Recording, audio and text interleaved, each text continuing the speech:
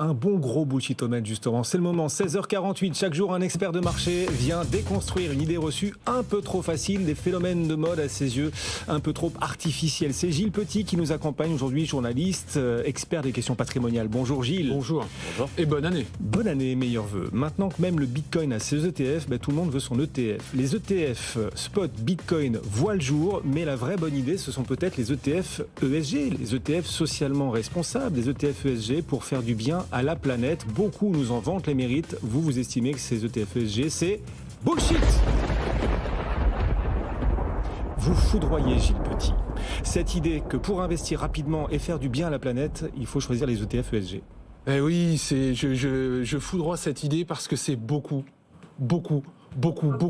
et on pourrait mettre beaucoup à la puissance X, beaucoup trop simple de présenter ça comme ça, dans un pays comme la France, où selon la dernière étude de l'AMF, 5% des Français savent ce que c'est que l'ISR. Et l'ISR, je vous rappelle, c'est le sigle qui a été créé avant celui de l'ESG.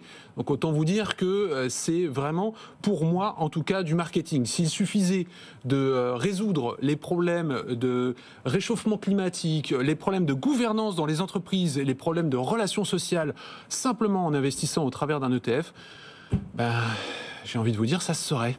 Malheureusement, c'est pas le cas. Et d'ailleurs, je vous rappelle, petite incidente, mais quand même que la société Standard & Poor's, qui est quasiment l'une des plus grandes sociétés de notation au monde, a annoncé au plein cœur de l'été, moi j'étais moi-même en vacances, donc je vous avoue que j'ai suivi ça de très loin, mais enfin, ils ont annoncé qu'ils arrêtaient leur notation ESG parce que c'était beaucoup trop compliqué. Alors, comprenez-moi, un ETF ESG, ça paraît trop simple sur le papier. Pourquoi condamner ainsi sans appel les ETF ESG? C'est plein de bonnes intentions, c'est bien, c'est beau, tout part d'une bonne intention quand même. Mais oui, rappelez-vous que l'enfer est pavé de bonnes intentions, comme on dit. Là, vous me l'avez tendu, celle-là, mais enfin bon.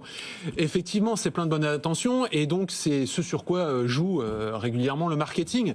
Le problème, c'est que c'est pas une condamnation sans appel que j'ai envie de faire aujourd'hui, mais c'est simplement d'essayer d'expliquer pour nos auditeurs et pour les investisseurs à quel point il ne faut pas se laisser embobiner par les petits discours vertueux auxquels vous faites d'ailleurs allusion, cher Guillaume. Gilles, vous êtes un homme désabusé.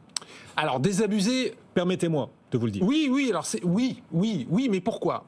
Parce que en présentant l'ETF comme étant la solution pour résoudre les problèmes de réchauffement climatique, finalement, on oublie l'essentiel, c'est que les ETF, ce sont des fonds comme les autres malgré tout, même si on investit avec une action dans un panier d'actions. Ça reste une forme de fonds.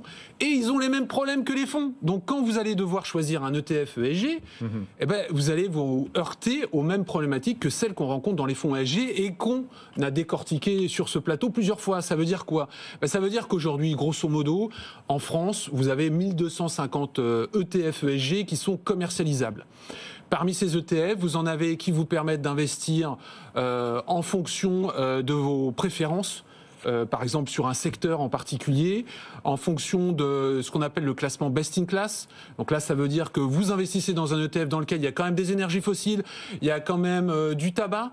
Vous allez pouvoir investir aussi dans des ETF qui, eux, font un peu d'exclusion. Donc, ce que je veux dire aux auditeurs qui nous écoutent, c'est que, ok, ETF, ESG, ok, mais quand on a dit ça, on n'a strictement rien dit. Mais est-ce que la solution, c'est pas de s'orienter vers des ETF qui sont article 8 ou article 9 selon la directive européenne SFRD? Vous en pensez quoi? Oui, effectivement, ça pourrait être une solution. On en avait parlé sur ce plateau-là, je crois, avant les vacances, effectivement, sur les fonds. Le problème, c'est que l'article 8 et l'article 9, c'est devenu un argument marketing, à tel point que la Commission européenne qui a mis en place ces articles a fini par le reconnaître. Et voilà, a fini par le reconnaître et est en train de plancher sur une nouvelle version où il n'y aurait plus d'article 8 et d'article 9, mais plutôt de l'exclusion ou alors du sectoriel, privilégier tel ou tel secteur. Donc finalement, article 8, article 9... Ça semble être une bonne solution, c'est comme les ETF ESG, mais c'est pas vraiment une bonne solution, d'autant plus que si on suit un petit peu les données, je pense à Track Insight qui fait ça très bien sur les ETF, je vous parlais de 1250 ETF commercialisables, si on met article 8 et article 9 dans le screen de sélection, vous tombez à 1229 ETF, donc on est toujours un petit peu perdu, surtout quand on est un investisseur qui connaît pas grand-chose. Gilles, C'est la famille qui est réunie. Jean-Louis vous interroge. Non, mais on comprend bien que vous essayez aussi de protéger l'épargnant et qu'il aille vers le choix de la simplicité. Mais qu'est-ce qu'il peut se baser sur quoi pour rester fidèle à ses principes? S'il veut faire de l'ESG ou en tout cas avoir un investissement qui n'est pas mauvais pour la planète, voire positif si possible. C'est assez compliqué en fait, parce qu'il y a une chose que j'ai pas dite d'ailleurs, mais que auquel l'épargnant doit faire attention, c'est que si par exemple votre épargnant est sensible à tout ce qui est politique de vote en assemblée générale, il faudra qu'il regarde si son ETF est à réplication physique, c'est-à-dire qu'il investit réellement dans ce panier d'actions, ou si la réplication synthétique. Dans ce cas-là, c'est pas un panier d'actions, c'est un échange, ce qu'on appelle des swaps, un échange de performance. Donc il n'aura même pas la certitude de pouvoir investir dans un ETF qui vote aux assemblées générales. Donc ça, c'est le premier point. Le deuxième point, s'il veut vraiment essayer d'avoir un impact, effectivement, peut-être qu'il doit s'orienter vers des ETF qui privilégient une exclusion sectorielle. Ça existe. Ça permet déjà de faire un certain tri, ça vous permet d'être sûr de ne pas financer les énergies fossiles, de ne pas financer des activités un petit peu controversées comme l'armement ou alors comme le tabac. Ça, c'est une première solution.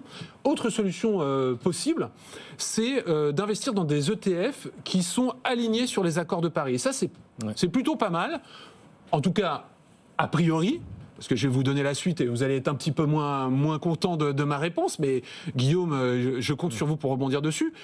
Aligné sur les accords de Paris, ça veut dire quoi? Ça veut dire réduire son empreinte carbone. Et ces indices-là sont très importants parce qu'ils permettent de réduire de 7% par an l'empreinte carbone. Le problème, c'est comme l'ont signalé certains professionnels, réduire l'empreinte carbone au travers d'un ETF, ça ne veut pas dire qu'on n'est pas en train de nuire aux autres aspects, c'est-à-dire aux aspects sociaux et gouvernementaux de l'analyse ESG. Donc, on n'est pas sorti de l'auberge, il va falloir faire très attention sur les ETF ESG. Non, mais il y a le nouveau label ISR qui arrive en mars. Là. Non, mais le label ISR, écoutez, ça va bien se passer. Écoutez, moi je vous propose de faire une journée complète sur le label ISR avec les pour et les contre. On va bien s'amuser. Non, la vraie solution, Guillaume, c'est le label ISR européen. Mais je crois que là, c'est un vœu pieux. En tout cas, c'est mon vœu pour cette année.